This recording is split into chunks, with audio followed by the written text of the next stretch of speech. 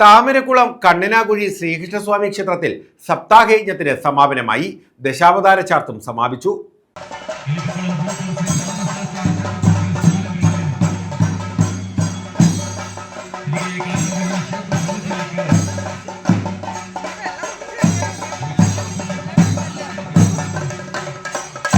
വെള്ളം കുടിക്കുന്നതല്ല അതിനകത്ത് വന്ന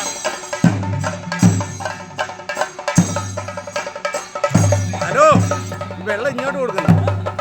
എന്തേത്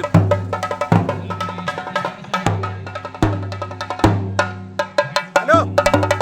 താമരക്കുളം കണ്ണനാകുഴി ശ്രീകൃഷ്ണസ്വാമി ക്ഷേത്രത്തിലെ സപ്താഹയജ്ഞത്തിനും ദശാവതാര ചാർത്തിനുമാണ് സമാപനമായത്.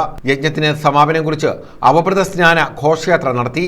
യജ്ഞശാലയിൽ നിന്നും ആരംഭിച്ച ഘോഷയാത്ര കണ്ണനാകുഴി ശാസ്ത്രനട ക്ഷേത്രകുളത്തിൽ സ്നാനം നടത്തിയ ശേഷം തിരികെ എത്തി. സുരേഷ് പ്രണവശ്ശേരിയായിരുന്നു യജ്ഞാചാര്യൻ.